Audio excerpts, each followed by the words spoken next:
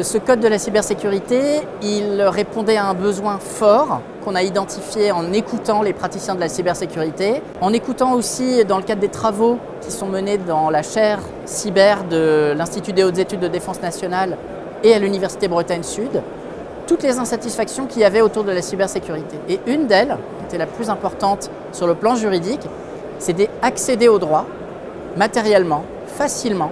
Et puis une fois qu'on avait accédé au droit, il fallait comprendre ce qu'on lisait.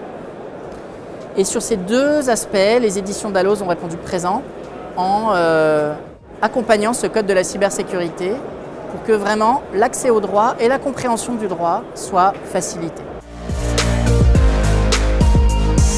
Ici, on est au salon le plus important en matière de cybersécurité en France, le Forum international de la cybersécurité. Et il y a énormément d'exposants qui sont autour de nous et qui travaillent pratiquement tous dans le temps court, dans la réponse, dans l'urgence. Parce que la cybersécurité, c'est lié à la question des cyberattaques, bien sûr.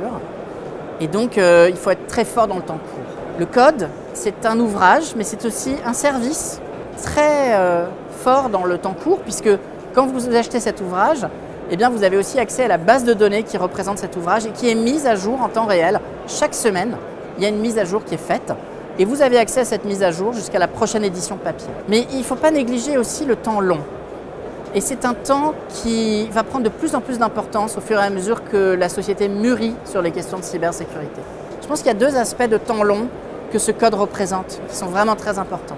Le premier aspect, c'est l'aspect législatif, réglementaire. Ce code, il va nous aider à mieux comprendre les dispositifs de cybersécurité qui sont en place dans la loi pour réguler nos rapports entre nous et pour faire en sorte que le cyberespace soit toujours plus sûr. Il va aider les praticiens à comprendre leurs contraintes juridiques, il va aider les juristes à mieux numériser les activités de manière sûre. Donc, c'est vraiment quelque chose qui va se produire sur le temps long. Et puis, il y a un autre aspect qui est l'aspect plutôt éducatif, mais qu'il ne faut vraiment pas négliger.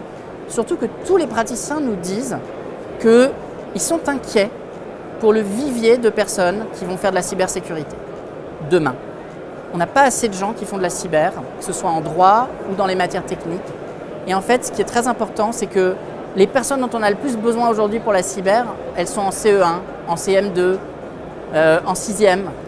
Toutes ces personnes-là, il faut préparer leur arrivée dans les études supérieures et il faut que ce code soit l'argument et le support d'études supérieures en cybersécurité. On a eu ce cas dans la propriété intellectuelle. Avant, la propriété intellectuelle, ce n'était pas vraiment une matière.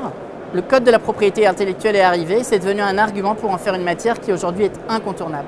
Et le souhait, c'est que ce soit la même chose avec le code de la cybersécurité, pour qu'on ait des générations futures qui soient éduquées à être en sécurité dans le cyberespace, qui va être leur espace naturel, et que ce code soit là pour rendre service à ce public-là, toutes catégories confondues.